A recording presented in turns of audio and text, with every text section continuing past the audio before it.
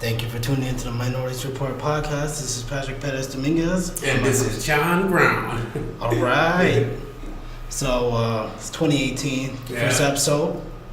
Is it the first episode? Yeah, it's this the year? first episode of 2018. Yeah. What? No way. I thought we did more than that. Okay. Now, it took us a minute. So we're due. Yeah. Okay. So, how was 2018 for you? 2018 has been good. Stunning Run Self-Defense is doing awesome right now. We just acquired the world's first fashion pepper spray bracelet. It is called Little Viper, which you can find on littleviper.com or amazon.com. And you can also find it on our website, stunrun.com. So, yeah, check that out. It's like the world's first fashion pepper spray bracelet. You don't have to reach for it. It's it attaches to your wrist, kind of looks like a Fitbit. It's pretty cool. Check it out. Nice. It's good to hear. Yeah. So, what about you? Man, not a whole lot, man. Just, I guess my wife and I are looking into having a baby soon. Yeah, congratulations. Yeah, so, you know. And you're ready for that, right? Yeah, hell yeah. All right, 21 man. years old, you know what I'm saying? I mean, I learned. Yeah. It's now time to pass on this begotten knowledge. Pass the genes on. That's right. Little Patricio. I know, right? All right. What are you hoping for, boy or girl? A healthy baby. In this day and age, yeah. In this day and age, I agree. Yeah, I want, 2 arms, 2 legs. I don't care how they look like. No deformities, right?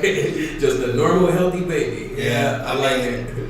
Not to knock anybody who is dealing with a child that has deformities. Of course. You know, I would prefer my first child to be very healthy. Yeah. All right.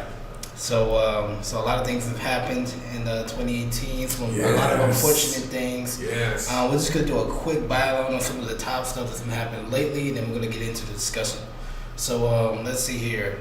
What happened lately? Oh yeah, 60 Minutes interview. Stormi Daniels, yes, our president's hooker. Yeah, apparently so. I mean, she's an adult actress. Yes. Okay, so all right. So have you ever seen anything she's done? Nah, not really. I have. She looks old. She's been around, bro. She's definitely a professional at what she does. Oh, bro. Well, I mean, it's an art form, right? Because I mean, you can't just be a boring adult actress. No, nowadays it looks like a workout session. Yeah, it looks like a workout. I mean, they're working out. Well, I guess if you're doing it right, I guess it is. No, it doesn't look like fun at all. It just looks like exercise, a lot of exercise. Oh, okay. Yeah, I guess you're right.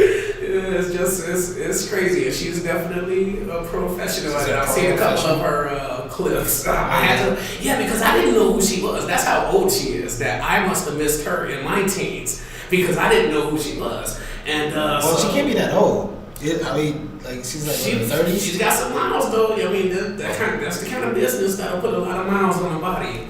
So and then she's not bad looking either, you know. No. But I have to look it up and see what has she been in or what was she doing? And I came across a video and she looked like she was working out. Oh, okay. Yeah. Well. So what do you want to say about this? I missed the 60 Minutes interview. I wanted to see it, but I heard like she was spanking the president or something. All right, I watched a little bit of it. Thanks to Deja Samaro, which is a really great Viceland show. Y'all need to check that out. All right. They're actually on YouTube as well, so check them out. They're great.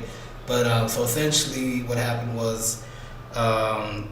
So I guess the president went up to her, they started talking, he started talking about himself for like a good, like the first hour of the meeting, which I'm not surprised. Yeah, me. Exactly. And then like, I guess this is the same time where he was on the Time magazine or some big magazine. And he's like, yeah, I'm on Time magazine. She's like, well, someone needs to smack you with it. And then the guy was like, oh my God, like no one has ever talked to me like that. Yes, maybe I should. And then, and the weirdest thing is he was like, you remind me of my daughter. I'm like, what? He said that to her? Yeah, he said, you remind me of my daughter. This dude, the president is a freak. Well, I mean, I think he may just say that just to disarm some girls, because, I mean, he's old. Well, I've heard him say something about in the past that he would date his daughter if it wasn't his daughter. So, I mean, that's a little... You know, I mean, I mean, I can understand an older guy liking a younger girl, but when you talk about your daughter, I mean, I have 2 daughters, and I've never looked at them in that kind of way. And if I have friends that see pictures, like I was just showing one of our other coworker friends a picture of my daughter, and he was like, "Woo!" I was like, "Hey, yo, that's my daughter." You know, I don't even look at her like that. I don't want my friends to look at her like that. You know, that should be just. So for him to make a comment about that, about his own daughter, is kind of, you know, that's kind of, I'm sorry, I just got to say kind of perverted. Yeah, that sounds crazy. Yeah, I mean, it's just odd. What else did she say during the interview? What other secrets? Okay, hold up. So here's the thing. So as she says, I look like a daughter, like her face is just like, ugh. Like, why? And so apparently, so here's the main setup thing. So then she's like, all right, why don't you come over well, not her, but Donald Trump, it's like, why don't you come over to the hotel and get some dinner? So come over to the hotel, and as you know, really means like the room. So they're in the room and they're just talking. And I guess, you know, he starts flirting with her, whatever. So then she's like, all right, I gotta go to this bathroom. And then she goes to the bathroom, comes back out, and that dude is like at the edge of the bed, and he's ready. Oh. And so like, and, you know, at the end, she's like, I know what was going on. And so the guy's like, okay, was this consensual? He's like, well, yeah. Well, were you sexually attracted? No. So was it consensual? She's like, I'm not a victim. So, you know, obviously she tried to excuse herself from the Me Too movement, which I mean, that's good for her, I guess. I'm sure she doesn't like everybody she does those movies with either, but she getting paid, right? Yeah, she is getting paid, but you know, they can say no. They can say no, I'm not doing the scene after all, I don't like him. And no, I don't want $300,000 or however much. I don't know what a porn star gets paid these days, but it's gotta be, I hope it's a lot from what I've seen her do. I mean, I would think that, I know that white women definitely make a lot more. I think they're at the top of the industry compared to like. They are. Because I know that males, they don't get that much. Sometimes they don't even get paid. Yeah, dudes just get the experience, just get bragging rights. And then like when they stick around long enough, then like, all right, well, I guess we gotta pay this guy. Yeah, you gotta be like, you gotta be known. You know, you gotta be like, I want to try to think of a male porn star's name, but nothing comes to mind because I never watched males. So, Lex. Oh yeah, that guy. There we go. Yeah, okay. So now, if you him, you're getting paid because the show is about him and the woman that he's, you know, doing. So, but not a lot of guys are top paid in the industry like that. You know, it's all about women, Caucasian women. You know? Yeah, pretty much. I mean, but here's the thing. Apparently, guys last longer than the women because I guess the women, you know, get used up. They get worked out. Yeah, they definitely did. You know, like what I saw did not look fun or appealing at all. And there was just 3 black guys and her, and it was just, she was getting worked out. I was like, no, dude, like this is her. So the president can't be racist because he's messing around with a girl who's had black in her. No. Because here's the thing. So. Because I mean, you got some guys that would judge women that they've dated if they've like messed around with somebody outside their perceived race, whatever that means. Yeah. And so back to this 60 Minutes interview. So anyway, so she kind of clears that out, saying I'm not a victim. This is consensual. And then apparently, so they did their thing. They had sex, and I mean, I guess that was kind of it. Well, I heard that she said that a man approached her saying if she opened her mouth about this case, and approached her and her daughter, and apparently looked at her daughter and said it'd be a shame if she lost her mother or something like that. Like she was be ashamed if something happened to her mother. Yeah, like she was threatened by like one of Donald's henchmen. You know, because I think she was offered like an interview about it years ago, and then she's like, it's not. So then, but here's the weird thing. So then. The attorney of Donald J. Trump spends his own money to shut her up. Really? Yeah, he gave her $130,000. Ooh, just to shut up. Yep. I wouldn't have said nothing. Well, it's called shut the fuck up money. Just shut the fuck up money. I wouldn't have said nothing. In our previous episode, I mentioned that's what the Secret Service people should have did in Colombia, man. Yeah, that's right. So shit. Yeah, that whole story came out. That was hilarious. Yeah. I don't blame them though. Especially, come on, the women of Colombia are freaking beautiful, man. How can you stay away? Hey, the women of Mexico are very beautiful. Oh shit, Mexico. Man, yes. I'm married to someone Yes. from Mexico. What? That's right. Score. So there was that, and then was there anything else that came out of the interview? Well, let's see. I don't think nothing much. I mean, Like, if she was lying, wouldn't the president be suing her for slander instead of breach of contract? I mean, he hasn't really said anything. It's just all his lawyers like, hey, we're going to court.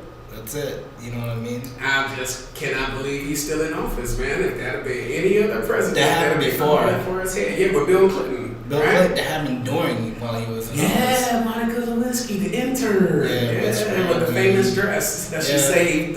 Which is another thing. She's also sort of in the news again because so when this Me Too thing came out, she now states that I think I was a victim too. Get the hell out of here. I mean, I think it was consensual, but here's the thing: the power dynamics. Obviously, I mean, he's president of the United States. Yeah. She was an intern. I mean, I kind of get the power dynamics, but But the president, Bill wasn't really too stupid. He knows what he was doing, and I'm sure he's not trying to make an intern. I'm pretty sure she went into it with her eyes open. She wanted to give the president head, and that's what she did. And then she snitched on him. Wait, was that the only thing she did? Yeah, I don't think they had actual sex. I think she just oral copulation and bam, that was it. Oh yeah, because it ended up on the dress. Right. So she doesn't swallow. Right. Man, that's I ain't gonna say that. but so yeah, and he didn't even get impeached over that. So it was close. Yeah, it was close. It was close because he lied. Here's the thing: it wasn't even the fact that it happened; it was the fact that he lied. Yeah, I did not have sexual relations with that woman. Yeah, that's what he said. Exactly. Even though then there was that big conversation about oral sex. Well, yes, it is. Oral sex. That's why it's called that. So if he was in office when it happened and he didn't get impeached, nothing's gonna happen to Donald Trump over something that had happened years ago. I mean, like this girl Stormi is in the pictures with him and his wife. Yeah. Like the three of them together. Like so, I'm wondering, were there any threesomes? Maybe, like maybe. Nah, man. You don't think so? I don't think she would G for that, man. You don't think so? Mm-hmm. Nah, man. Nah, I don't think so. I think Donald can make her do whatever he wants her to do. You don't think so? Now. No, I mean she's the first lady. Who the hell is gonna do it? How the hell is the first lady gonna be like, yes, Donald? Yeah, I got naked pictures of the first lady. I don't know when we get first ladies like that, but I got bucket naked pictures of her. Yeah, I mean we know that. I know who we voted for. So yeah, exactly. Definitely not Donald J. Trump. No. So all right, well, so let's move on. Yeah. All right, so we're gonna get into this main topic. So the main topic for me is gonna be we're gonna talk about Officer Noor. So homie's back. So in our last podcast, we kind of stated that we definitely want justice for Justine Dramond. Of course. Or Rusick. Mm-hmm. I think because I don't think she ever got married, unfortunately. No. She would have, but she was alive. But so yeah, man. And so just to recap, she was she the one that called about the domestic dispute that she thought was going on?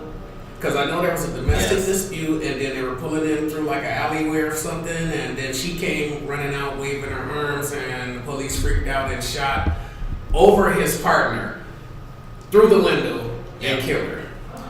Yeah, apparently so. Because he feared for his life. Yeah, so and this happened last year, right? Mm-hmm, yeah, this happened last year. So I mean, it's unfortunate.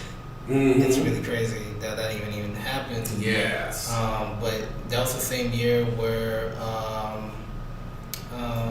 Mr. Philando Castillo, he actually, he got shot and killed by a police officer. This the is same true. year, and so this is a wildly different, reaction to the shooting. Did they fire that cop or did he quit on his own? I believe because I know there was no trial, right? I believe he resigned. He resigned, and there was a trial. There was he a was trial. Found not guilty. Okay. And then they released the video, and I'm like, did you not watch the video? Yeah, I can clearly hear him in the video when he says, "Don't reach for the gun." He says, "I'm not I'm not. I hear him say that twice, and the dude just blows him away. Like I think there's a natural fear of the black man. You know, I think because of our mentality, because how much more stronger we have to be to succeed in the world, in whatever you do, in whatever we do. You know, I think there's a strong fear. And a lot of cops are doing it because of fear. And I think a lot of cops are just plain out doing it because they know they can get away with it. Yeah, I totally agree with you. The crazy thing is that, so in this instance with Officer Noor, he's a policeman of color. Well, you know, I heard, like, I think it was did they depose his partner? It was something else. But I heard the guy was telling racist black jokes. Like Officer Noor? Officer Noor was telling racist black jokes all day. They say he didn't like black Americans. You know, they're the ones who came around and rallied for him when all this broke loose. But from my understanding, he does not like African American males. Even though he don't know what they calling him too. You know what I'm saying? Mm-hmm. So that was my understanding. I still think they shouldn't. I knew they were going to crucify the guy. First of all, it was a black man that shot a white woman. You cannot do that, even in this day and age. You know, Emmett Till back in the day got killed for whistling, and the woman on her deathbed said that she lied about it. She lied. Yeah. So, I mean, you can't get away with whistling at a white woman, let alone shooting and killing one. They're going to crucify this guy. He's going to prison. I mean, hold on, wait. Let's go back here. Mm-hmm. So, I thought Black Lives Matter was supporting the victim. They did support the victim. You're right. You're absolutely right. When nobody else did. Blue Lives Matter, you couldn't see them anywhere. Blue Lives wasn't around. Yeah. Black Lives Matter was around, and they supported Justine, the family. Yes, they did. They totally did. They were out there. So, I mean, that goes to show you that if the person doesn't have to be black in order to be supported by Black Lives Matter. Exactly. You know, the victim is innocent, unarmed. Mm-hmm. I mean, that's all you need. Yeah. And so I'm very proud of that movement, because a lot of people were saying some bullshit like that where, oh, well, you know, I bet you the guy was a black guy's going to be out here. Psych. Mm-hmm. Yeah. No, it's unfortunate that this happened. Of course, it is unfortunate. I did not want to even hear that this actually happened again. Yes. In Minnesota. But yeah, it's kind of crazy though. So did Blue Lives Matter even come out this year? Blue Lives Matter did not come out. David Clark did not come out. All Lives Matter did not come out. You know, it goes back to what I hear the comedian guy say. I forget his name, but he's like, we're just saying that it matters. Like, you know, it matters. Just, you know, it matters. That's all we're saying. Mm-hmm. You know, it's a shame. I do think they could be going about it a different way, you know, than crowding the highways and the streets, because I'm not going to lie to you. If I just worked an 8-hour shift and I'm going home and Black Lives Matter is blocking the freeway, stopping me from getting to the crib, to that relaxing time, to that beer that I want to get out of the fridge, they might get ran over. Yeah. So, I mean, go back to the case. So now they finally have decided to charge Officer Noor in the death of Justine Dramond, legally as Justine Rusick. So was he arrested? He actually turned himself in. He turned himself in. On murder for like manslaughter charges. Which, wow. And yeah, I mean, that's a big deal. I mean, another thing too, though, about Officer Noor, well, I guess he's not an officer, his name's Mohammed. So his name's Mohammed Noor, mm-hmm. for everybody. He's a Somali American. He's a U.S. citizen. You have to be a U.S. citizen in Minnesota in order to be a policeman. You can't be a legal permanent resident. You actually have to be a citizen. Mm-hmm. So let's get that right. You know, he's a U.S. citizen. He's an American. Yeah, so that's number one. He's a Somali American. Yeah, okay, we want to do hyphenated stuff, we can do that. But bottom line, he is America. He paid his dues to be an American. Correct. So we want to point that out there. Mm-hmm. And so, yeah, it looks like he faces second-degree manslaughter charges. He's also facing third-degree murder. That's a tough pill to swallow, man. Yeah, I mean, I think do they do that? So do they do that so that way, in case if you can't, if you can't win on a third degree, then the manslaughter charge will stay? Yes. Okay, because that's what I thought too. So yes, it looks like he turned himself in. The big difference between this case and the case with Philando Castile is that apparently Muhammad Noor didn't talk at all. Apparently he didn't talk, or if he did talk, you mean he during the incident? Correct. Oh, okay. Apparently, like, he was not making any comments, nothing like that. He didn't, no stop, no freeze, no. And I can kind of understand because, I mean, okay, so I've heard the same thing all over and over again. I fear for my life, right? In a lot of these cases.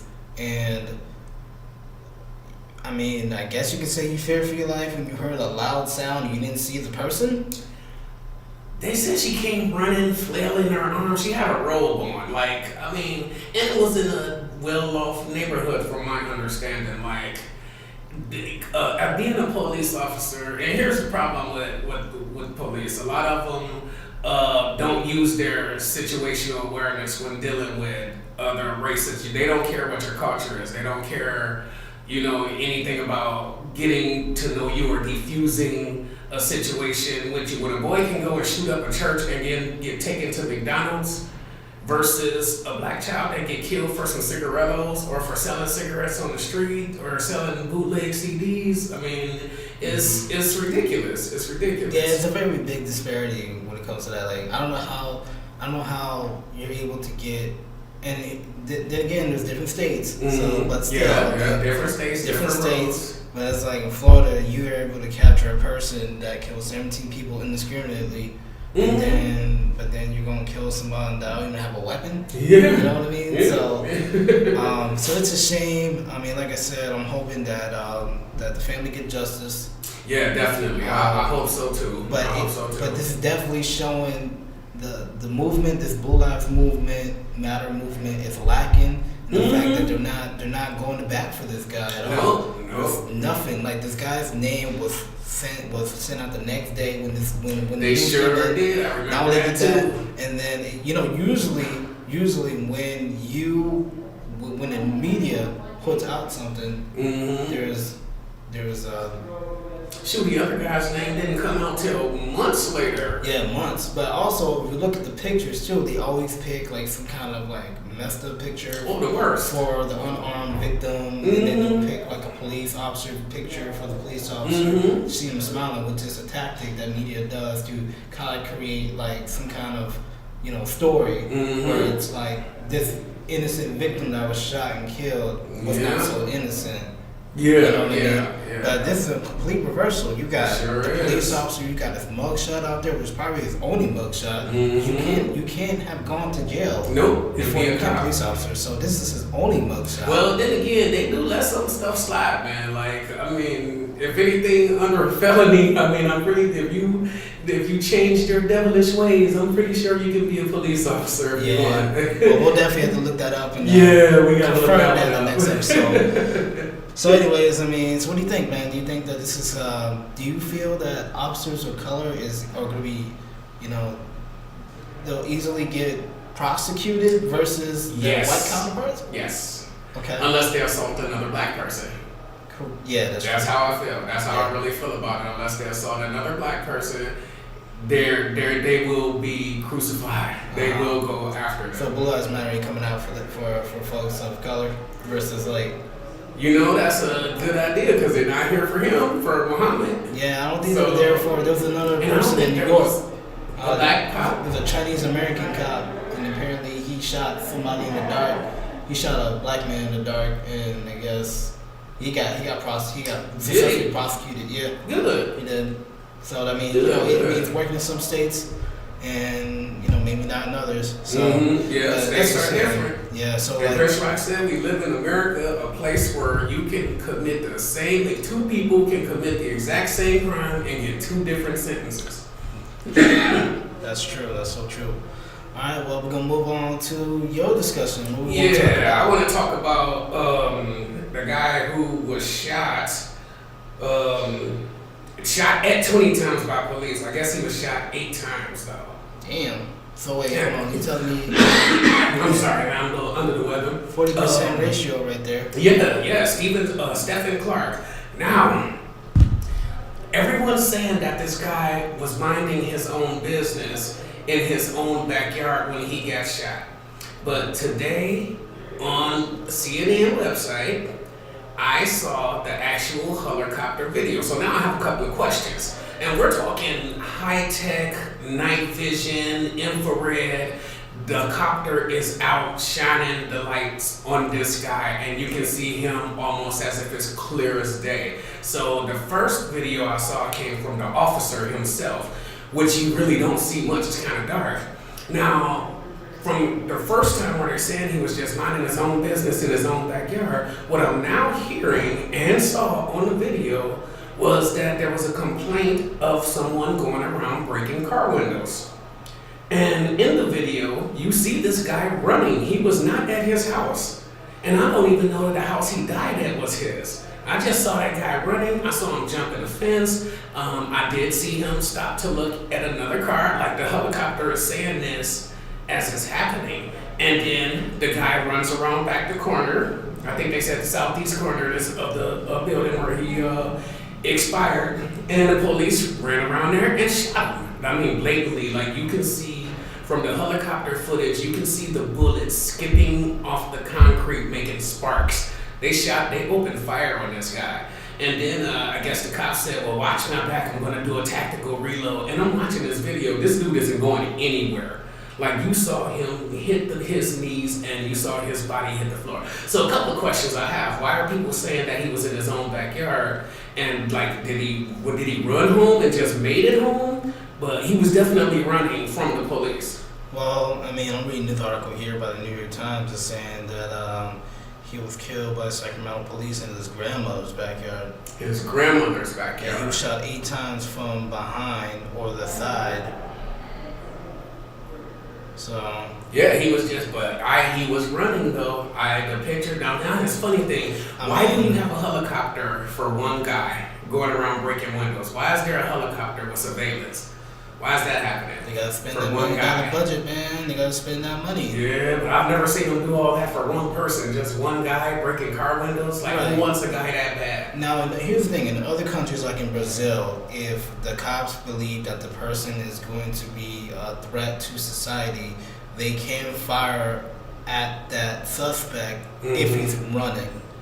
If he's running. In the back? He doesn't even have to have a weapon. If they feel that he's going to be a threat to society, they can put him down. Well, there you go, right there. Everybody's going to be a threat to society. Yeah, but it's, oh man, it's a dog. Yeah. Man, please be quiet. I know, right? Yeah. Anyways, but I know in the U.S. it doesn't fly like that. No. It doesn't. No. Yeah, it's interesting. So I really want the real story because you can tell that there's more surveillance footage from that helicopter than what they show. They show just about 2 minutes all the way up to the guy's death. Yeah. Had they been following him all this time, and I want to truthfully say the guy looked like he stopped at a car, like he was looking in the car about to do something. Right. But here's the thing though. So he might not have been up to something. He may not have. We don't know that because he's dead, right? So exactly. We can't get a trial. You can't shoot. So you can't shoot a guy from trying to like mess with other people's property and then make up a story about it. Yeah, they make up a story. Like, so what we know about the facts is he was unarmed. Yes, he was. Unless he called a phone a weapon. Maybe he was trying to call his grandma and tell her to open the back door. Yeah, maybe. You know, tell her like, hey, like they're about to take me in. Right. You know. So I don't know. I don't really know the whole story with that, but we know that the victim's dead, so you can't tell his story. You sure can. However, what we do know the facts is that the police thought he had a gun. It was actually his phone. He shot at him 20 times. They hit him 8 times in the back and the side. And isn't this familiar? Didn't this happen to a guy in New York not 20 years ago, 25 years ago? A guy was reaching for his wallet. He was at his own home in New York. I believe he was African, a guy, like this African guy. Like from the country Africa? Yes. Okay, good. Like, not the country, sorry, continent. The continent, Continent. Yes, we have college degrees, guys. We do have college degrees. We're smart. It's the continent. So was he like South African maybe? I'm not sure, but I remember the guy was at his door. The police said freeze. The man reached for his wallet to show his ID and they lit him up. Damn. Killed him. God, that had to be about 25 years ago. But that's happened actually fairly recently. Another guy, and this is on camera too. Mm-hmm. The guy is, the police officer says, I need to see your ID. So he's like, first he's like, get out the car. All right, I need to see your ID. All right, go get your wallet. He's like, all right, I'm gonna go get my wallet. Oh, I saw that one too. And then the dude shoots him. Fortunately, he didn't shoot him dead. And he shot him like 2-3 times. Yeah. And he's like, don't move. He was like, you told me to get my wallet.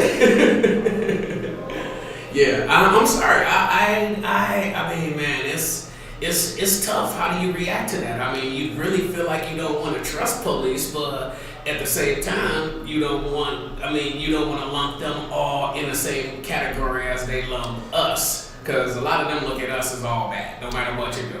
And I don't want to say every cop is bad, because I'm not gonna lie. I've run into good police officers. I got pulled over by a state trooper last year, man, for speeding. And I had like it was an open 12 pack. You know, you can get an open bottle for, even if it's cans. If you have a 12 pack and one of the cans is missing, even if it's not open, having the box open is considered an open bottle case. Damn. Yes, man. Yes. So I was about to bring some beer. Yeah. So I was gonna bring some Honey Wise beer. Right? Ooh, I love Honey Wise. So it was a 6-pack. I drank 2 of them yesterday. I was gonna bring 4 bottles of beer. That's considered an open bottle now. Yeah. Thank God. It's crazy. So I got pulled over by this guy, and he sees it. I know he sees it. I'm heading, I'm going camping, right? And I know he sees it. Hold up. What if you bring the beer to a friend's house and then you don't drink all of it and then you bring it at home? It's an open bottle. That's bullshit. It's but it's not open. The case is open. So the what? case is open, and that makes it open. That's because there's missing beers. What if you're drinking them and throwing them out the window? You know, it's missing beer. They can't assume that you haven't been drinking. So what you're telling me is that I gotta buy a whole new case, or leave the case there at your house. You can leave the case at my house if you want to. Shit. I would do a cooler. I mean, like, I don't know how. Yeah, you can do a cooler. Yeah, you can do a cooler with some ice in there, you know, do it like that. I mean, I don't think somebody's gonna literally count a 30-pack, you know, and be like, hey, you got one beer short, you know. Oh, but if you got like a 12-pack and it's open, mine was open, it was on the back seat, man. What if it was, alright, so what if you put it in the trunk? Well, 9 times out of 10, they wouldn't search the trunk. So. Yeah, but like for instance, like if I put the beer in the trunk, and then I close that, and it was like, can I search your vehicle? Like, can I say no? Yeah, you can say no. That don't mean that they're not going to do it. Well, I'm going to be like, can I search your vehicle? For what? Yeah, here's my license and registration. Here's my license. Get the fuck on. Yeah, I just want to take it and go. Yeah. Like, do you have something in the car? I'm like, no. Yeah. Oh, this guy pulled me over, and I had a weapon of some kind, and I had an open bottle. Was it a knife? No. So the guy pulls me over, right? As soon as he comes up to me and he looks like a dick, you know, and he's like, license and registration. I'm like, here we go. And so I give him the license and registration. He comes back, he hands me a piece of paper. And like I said, this case is sitting right here. He can clearly see it. And if he could have saw that, that would have prompted him, you know, he could have searched my vehicle on that premise alone. And then he would have found, you know, other things that would have got me in trouble. But he comes back, he hands me a piece of paper. I said, oh God, what's the damage, sir? Because he asked me, he said, why were you speeding? I said, I was traveling with a party of people. We got separated. I'm trying to catch up to him. And he came back in, he said, there's no ticket this time. There's no charge, no ticket or nothing. I said, really? Why? And he says, I just appreciated your honesty. He was like, I'm not out here to jam people up. You know, you be honest with me. He said, hey, I'm cool. And this was down a 65-mile-an-hour road. So you know I was speeding if he pulled me over. And he says, hey, fine, man, have a good day. And take it easy. Keep it around 65. I was like, yeah. Let me shake your hand, man. But that's a sign. I'm glad that. So I've had positive experiences with the police. So. I have. I mean, I've never been pulled over, thank God. But really? No. Better knock on some wood around here, man. Alright. No, I've met some really nice police officers that all they want to do is just protect the public. Mm-hmm. You know, they want to protect the people who are in danger, and I think that that's why I think that. So the thing is that the media will not put out the stories of these good police officers. No, it's not. You know, they're not going to get the ratings. Right. What they are going to do is that they're going to point out all the bad apples. Mm-hmm. And you know, so we know that it's a media ploy. And I will say that I think the folks that say I hate the police, there ain't a good police officer, we need to do the homework. Yeah, because there's definitely. Now here I'll tell you another thing I've noticed too. State troopers I've had more better relationships with state troopers than I have with city police. Mm-hmm. And city police hate state troopers because a state trooper is going to be the one that pulls the cop over when he's on his off duty for DUIs. I remember a lot of cops getting hit up for DUIs last year in St. Paul, and they were all pulled over by state troopers, and there was no, hey brother, let me give you a ride home, yeah, let me help you out. There was none of that stuff. You're going to jail, son. So I tend to lean towards the state trooper side more. So like those guys. I mean, actually, I have to go out to city police maybe twice at my job. I go say where. Whoa. Yeah, to just check on some situations, and they were very nice. Actually, no, there was actually another incident where I went to St. Paul to I had an appointment with this insurance company for M Insure, and apparently it was a holiday, but they never told me that. So I'm thinking, okay, so my appointment is still there. No one's calling me saying that we're not going to be in the office. Right. So I come in there and the door is swung wide open. So I'm thinking of walking into a crime scene ambush or something. So then I'm walking in and I'm like, oh my God. So I'm with my best friend Taylor, and he says, hey, this doesn't look right. And I'm like, all right, well let's call the police. So first we leave because we don't want to stay there. Yes. And then we call the police and we say, hey, look, I had an appointment with some people. Nobody's here. The door was swung open. We're kind of scared. We just want to make sure someone comes and checks it out. So the guy comes in. There's a police officer. Yeah, there's an African American police officer, and then there's a Caucasian police officer, and I'm assuming he was American too. Well, yeah, they all. You gotta be an American to be a police officer. Right, U.S. citizen. So anyway, so the guy's like, all right, so what's going on? I tell him what's going on. So I'm like, oh yeah, I can show you. He's like, no, I got this. Yeah. This dude brings out his gun, Whoa. and he goes in. He's like, I need you to stay out here. I'm like, yes, sir. I ain't going there with these guys. Right. So they check out. What was he carrying? What was he carrying? Black iron? Oh man. Usually they handle around the Glock 9, Glock 40, something like that. I thought it was a Glock. I know it was black. Yeah. And that's all you needed to know, right? That's all I got. I was like, oh shit. So come to find out, so then they go in there and then they find a person in there, but he's like, oh no, this office is closed, but we use his office to do our work because we're not off. And then he's like, so then they come up with the guy. He's like, oh hey man, I'm so sorry that I didn't mean to scare you. The office is closed.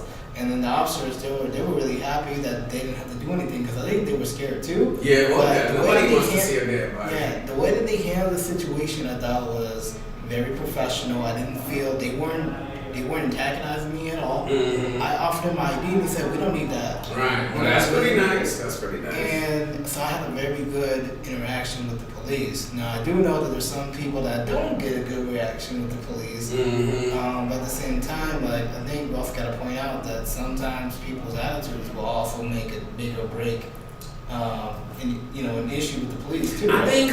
I think a lot of times police speak, okay, in my experience, I can't speak for everybody, I can't speak for all black people, but I'm going to tell you, in my experience with city police, they already come at you with an accusatory tone. They already assume that you're a criminal when they see you, and that is the way they interact with you. That is the way they speak to you. They will make sure they disrespect you when they speak to you and talk to you not like a man. And of course that's going to make a person mad, especially a black person like me who has strived and try to push past those barriers and try to do everything possible to not be the thug and not look like the thug, be educated and run a business. I'm trying to catch that American dream too. I need that slice of pie too. So don't deny me that and don't speak to me like I'm not deserving of that, because yes, I'm going to get an attitude too and I'm going to make you work for it. Okay, I will make you work for it if you're going to treat me like that. So, I I guess that's my thought. I mean, I totally understand where you're coming from because I definitely want someone to talk to me like I'm a child, whatever. I'm 29 years old. Exactly. I mean, I got, I take care of my business Mm-hmm. and all that. So, I mean, that's interesting though, man, because, man, I ain't gonna lie, like when I was a teenager, I definitely could not stand the police because I did have a bad experience in Atlantic City. Yes, I did in Chicago too. You know what I mean? So I feel like the lands of our birth, we don't like the police. Yeah. The police there, but Minnesota, we're okay. Hey, when I was a kid, and I'm talking, I know we're dating ourselves here. You 28, I'm on 44. Or you 29? I'm 44. Going on 45 this year. And I'm gonna tell you, I've been around where the cops used to pick us up. Your brother? Who? My brother. Your brother's Guillermo is that age? No, not Guillermo. That's my twin brother. Yeah, that's what I thought. No, it's Giovanni. No, it's Giovanni. I love that name. But I was born. I was in my teens, my preteens, man. 9, 10 years old. We're just hanging out in parks. So I've had cops come and round us up and take us to the back of the park and beat the dog shit out of us just because they were bored. And then they would come and drop us off and dust us off right where they left us at. Like it came to the point where it became a game. When we saw the police car come, we would run and they would chase us. And they would yell, you niggers got away this time, we'll get you. They'd be laughing. It was a joke to them, So I was treated really bad. So were they like officers of color? Like were they black? They were white. They were white. Italians.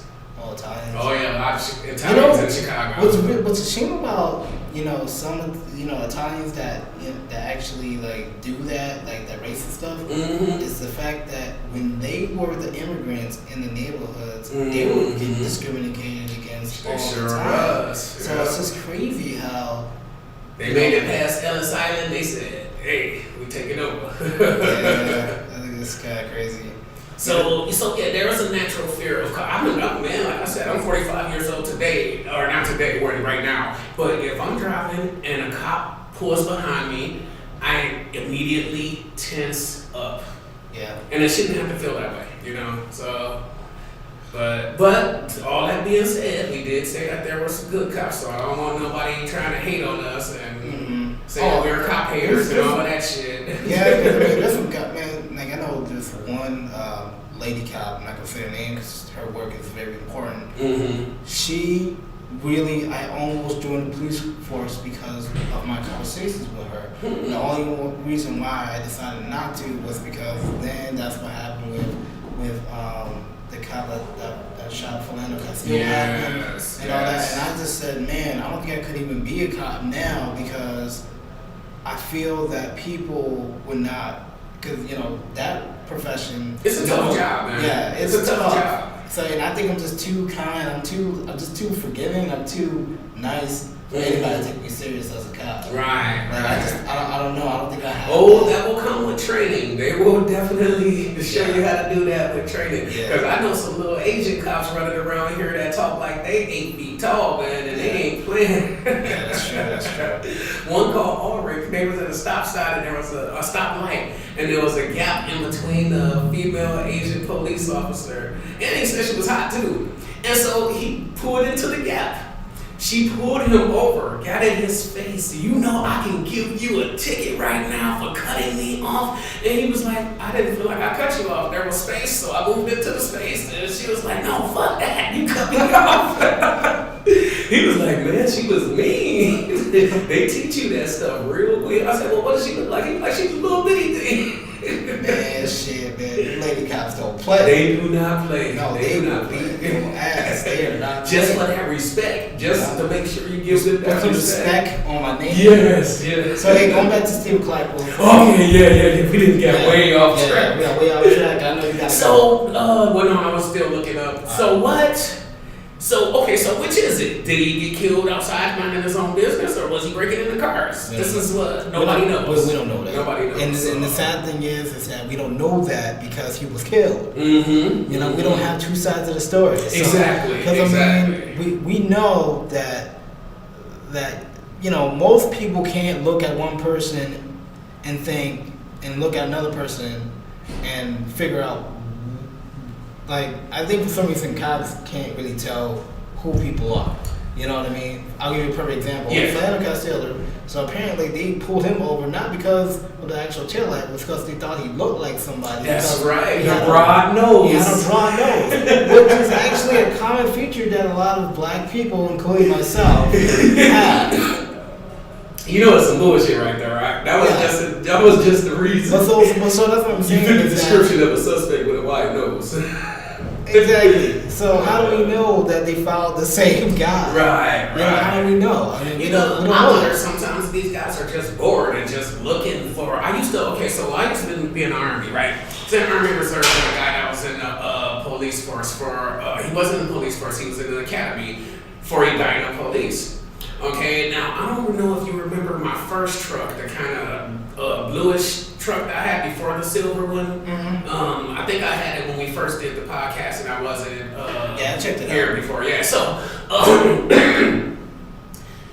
I'm sitting outside. We're doing some drill, where they get your license plate numbers and all this stuff. So every soldier from the unit's got to go outside and wait for a sergeant to check their name off this checklist. I'm sitting there listening to my music, banging my music, and he's like, I would totally pull you over if you were driving any Dyno with your music like that. And I was like, really?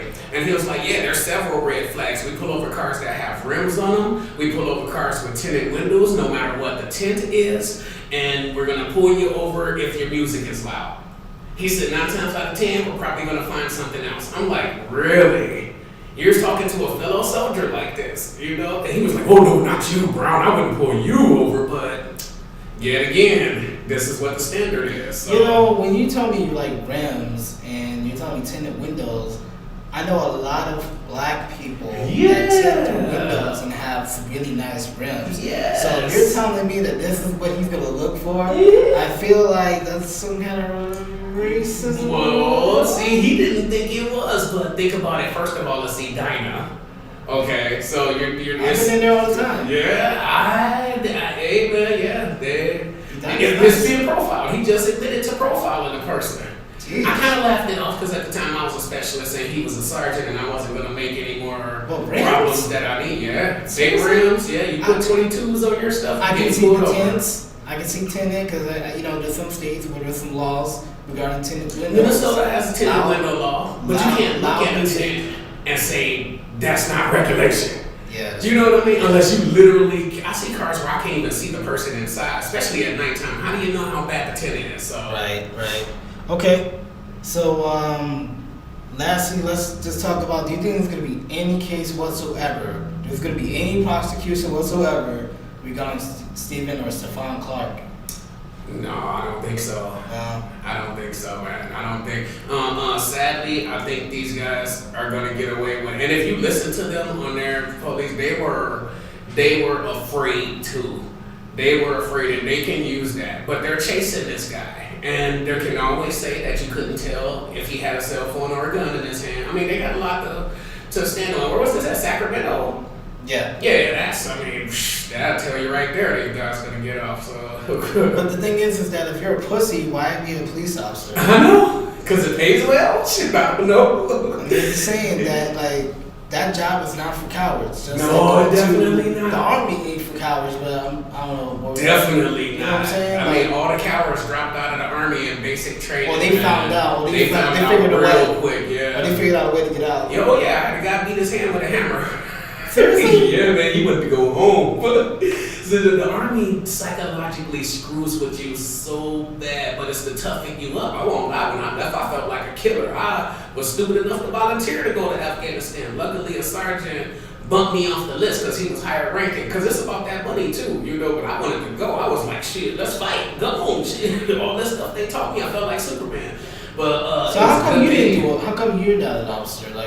Would you ever thought about doing that? The officers, so here's the difference. The officers get paid more, but also... No, I'm talking about police officers. Oh, I thought about it, man. But after doing 6 years in the Army, I was like, no, I think you would be a good police officer. I think I would have been a good police officer too, but part of me, because of situations like what happens, with black people, I would try to be more lenient and probably screw around and get shot by themselves. You know what I mean? I don't think you would get shot. Just because I let some blood go. I don't know. I think that you'll probably be arguing with your partner more often than not. Because if your partner doesn't know that, and that's another thing too. I think the big issue with some of these officers is that they don't respect the communities that they actually patrol. Yeah. You know, like if you got Officer Noor talking like crazy racist ass jokes. Yeah, they said they said he despised black people, is what they said. Which is very unfortunate. But very true in the Somali community. It's very true in the Somali community. I've gotten into conversations with guys who don't realize we paved the way for them to be here. You know, they come here and they get 3 jobs and they go live out in a rich white neighborhood, but they don't have the time to spend in there because they got 3 jobs. I mean, it sounds like it's just a lot of ignorance, really. Yeah, it is on that part. It is. You know, on that part, because I mean, all you gotta really do is take American history or Black American history or just, you know, the African history. That's it. Yeah. You know, they just gotta take a class of that, and then they can figure out. Oh, funny thing is, though, got a lot of Ethiopian friends. Like my Ethiopian brothers, like we hang, man. We good. I think that I think that there might be a large amount of Somali people that do not like African Americans or Black Americans or Americans in general. Mm-hmm. But I know there's a good portion of people that they love everybody. Oh yeah, heck yeah, for sure. You know what I mean? But it's unfortunate that this officer was the former, and he did not like apparently African Americans or whatever. But you know, so I'm just kind of curious to know, like, okay, how can you be a police officer if you're spouting off racist jokes and hate? Well, so he's the black police officer with a white partner telling nigger jokes. I mean, you can't get no worse, you can't get no better than that. The white cop ain't gonna say nothing. Well, directly, I mean, Officer Noor, I mean, he can say that word, can he? Technically, yes, because that's what they're calling him behind his back. When it gets done and over with, they're not better than us. We're not better than them. And when behind closed doors, they calling you the same names as they calling us. You better believe it. They look at us the same. Mm-hmm. I mean, they sure do. I hope that some people will kind of realize that we're all the same. Mm-hmm. We all bleed. We all bleed. The East Coast, you know, you meet some Dominicans that don't know about their history. Yes. And then they're talking about African Americans, you know, or Black people in some type of way. But it's like, dude, you look like Sammy Sosa before he was white. You know what I mean? Right. You know, you're Black too. Yeah. Know? So I mean, there is. And a lot of people don't believe that the system is set up against us. The system is set up against us in so many ways, starting from welfare all the way to the actual laws, to bear arms, to the NRA. They got long racist history with blacks, you know. So there's just so many things set up against us. But at the same time, you have to. If you get knocked down, man, you gotta get back up, man. Throughout these years, I've been knocked down to the lowest of the low. I wasn't always a good person. You know, I'm an ex-gangbanger. You know, I used to carry that thing, but I rose above. I rose above that, man. But it took us to leave Chicago. Because I never knew there was life outside of Chicago. It was a little poverty. I was in the projects, bro. All Gale Gardens. Anybody know about it, look it up. We were the ones who made it the Wild Hundreds, okay? Yeah. But we rose above that. You know, I got married, I had children, and then I couldn't, it wasn't about me anymore. So I had to, you know, do some stuff, go to the Army, get a college education, get a good job, get a business, provide for my family. So, and luckily, we haven't been shot. Fortunately. Yeah, so, I mean, I can, you know, it's practically the same thing. I mean, from Atlantic City, you know, it's a little rough city there. Rough. Atlantic City is rough. You know what I'm saying? And come to Minnesota, got an education, found a wife. Don't have kids yet, but hopefully soon. Yeah. You know what I'm saying? Good luck with that, man. Good luck with that. It's a good time, bro. I'm gonna tell you, I've done it twice, and I'll never do it again. But it's a good time, man. I think some of the most cherished moments of my life were with my children when they were little, doing things with them, changing them, feeding them, entertaining them. My daughter used to love when I come home from work. Like, it's a child who can't even communicate with you, but when they see you, they light up, you know. Yeah, so it's a great thing, man. Hey, I wish you guys luck on that. Sure. Thank you, Shon. I appreciate it. Yeah. Trust me, we'll make you uncle pretty soon. I like that. All right, so Any last words about these cases and anything like that before we head on out? Man, I think we said it real good today, man. We said it all today. It's all out there on the line. All right. So why don't you tell folks about your Stun and Run thing and about the new bracelets you're doing again? Yes. So we just acquired Little Viper pepper spray, which is the world's first fashion pepper spray bracelet. We got them in pink, we got them in black, and we got them in blue. Kind of looks like a Fitbit. It's something that you don't have to reach for. If your attacker comes at you, you can turn around and you squeeze both ends and it look like Spider-Man. You spray it right out into the person's face, and then you get the heck out of there. So you can find that on the actual website, littleviper.com or stunrun.com, and you can also find it on amazon.com. So, please check it out. All right. Well, that's going to be it for today, folks. Thank you for tuning into the episode of the Minorities Report podcast. This is Patrick Perez Dominguez. And this is Shon Brown telling you guys good evening. See ya.